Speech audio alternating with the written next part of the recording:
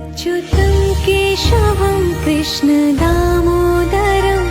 रामनारायणं जानकीवल्लभम्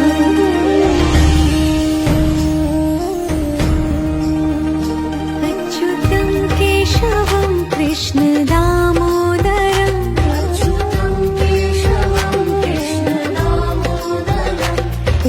रामनारायणं जानकीवल्लभम्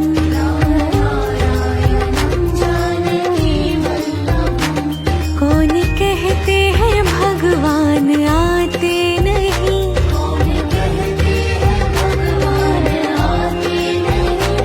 तुम मीरा के जैसे बुलाते नहीं